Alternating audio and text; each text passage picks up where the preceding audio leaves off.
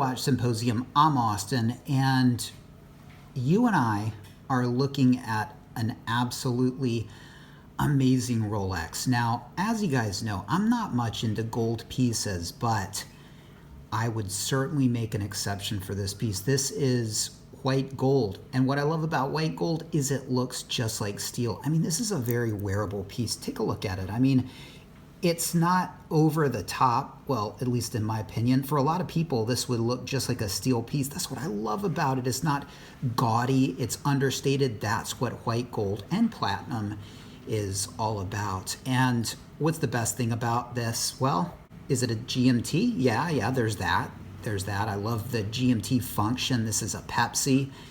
God, it's a hell of a Pepsi.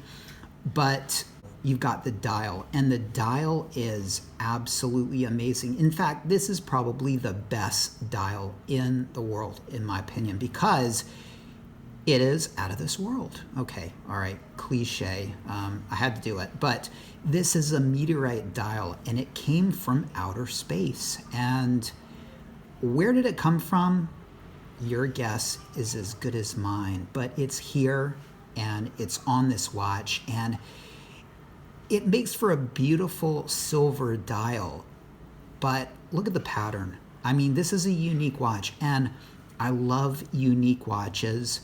I love unique things because they have a personality unto themselves, and this certainly does. I mean, look, this is unlike any other you've ever seen. And let's get right down in there. Let me zoom in, and that right there, that piece of space you're seeing is unlike any other. And if you look up between the 12 and the 1, it almost looks like it's begging for a tic-tac-toe game. Look at that. And you'll never find another dial that has that. This is called the Superman, and it's a great nickname for this watch because you've got the blue, you've got the red in the bezel.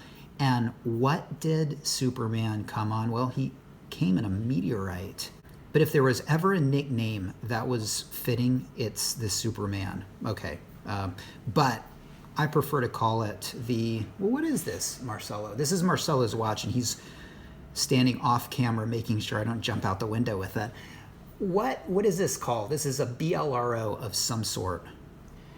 This is, now we don't have a fixed name for it. You can call, if you own this watch, you can call it how you want. Mm-hmm. Well, I'll just call it the Gold Meteorite BLRO. How's that? All right, excellent watch. And so let's zoom out and let's look at this particular example. Now, this is Marcelo's, and he's had it for about a year, right? About a year, yeah. And you wear it all the time?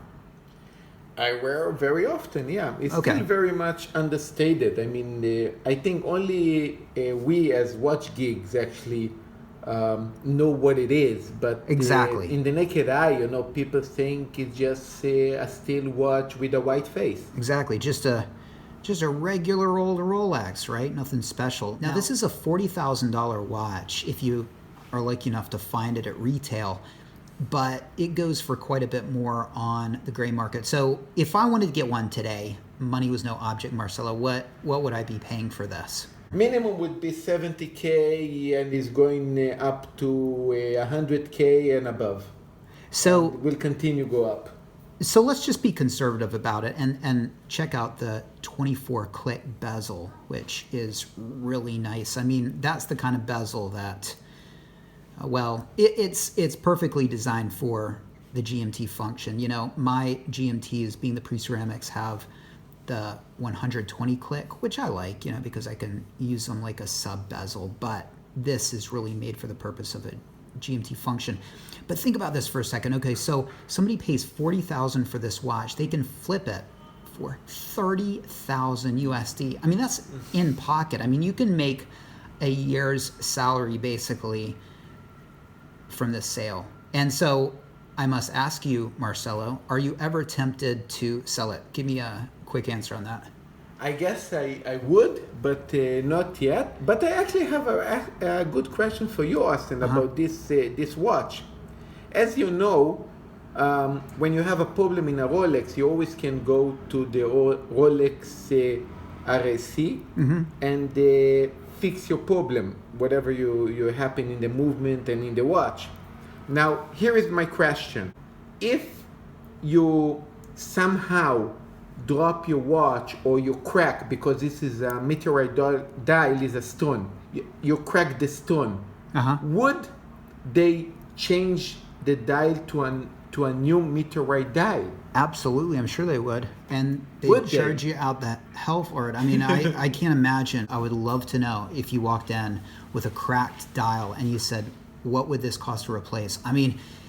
And actually, I have a second question. Well, hold on. This is replaceable, but is it replaceable? I mean, yes and no, meaning they've got a stock of these, I'm sure, and they could replace it, but essentially their stock is irreplaceable. So, boy, they're going to make you pay. That's an amazing question. I would love to have an answer for it. I want to ask you one more question. Go for it. Regarding to it. I mean, this watch actually in the catalog of today is offered in two dials. One with a meteorite dial, and one with a sunburst blue dial. Blue right? dial. You want to show them the catalog? Yeah. Here, go ahead. Put it right here. So here, it offered in these two versions, right? So my question is, Austin, if I buy because both of them are white gold, if I buy the one with the blue dial, would Rolex would change it to a meteorite dial if I pay some extra for it? That is another interesting question. All right, well, I'm looking at the reference numbers down here, and 126719 BLRO, and the other one is the same. And all those numbers are the same, so by their logic, yes, but would they actually do it?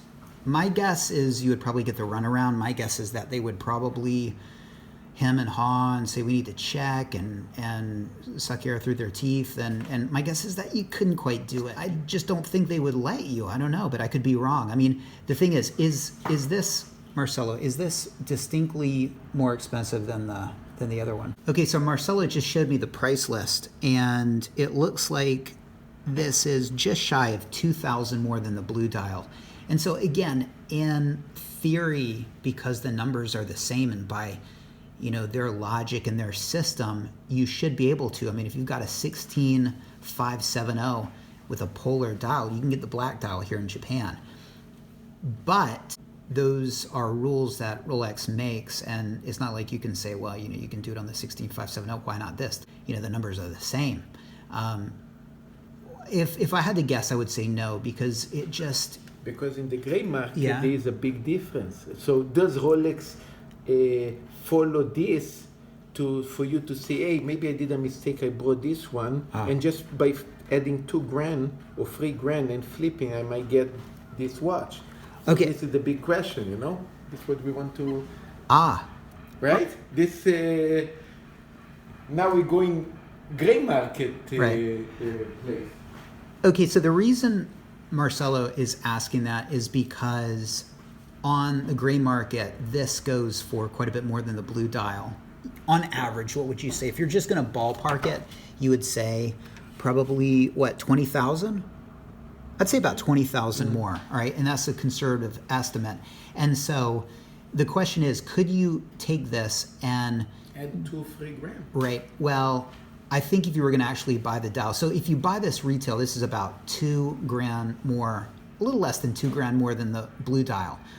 But the question is, could you switch it out for $2,000? My guess is it would probably take, for this dial, my God, I don't know, 5,000 USD. I don't know why I say that. I mean, what do you pay for something that's absolutely irreplaceable? I mean, once their stock is up from this particular meteorite, it's just done. So I wouldn't let it go for any more than $5,000 a dial, if not more. Honestly, I'd probably look at gray market prices and say, sorry, dude, you need 15,000. And I say that because this goes for 20,000 more. So it's interesting if Rolex is going to look at this watch and allow you to switch out the dials between the blue and the meteorite. And if they do, are the gray market prices of these watches going to come into play? It certainly would. If I were a Rolex exec and we had priced this dial at 5,000, I would pop over and I would see what this watch, the whole thing, goes for,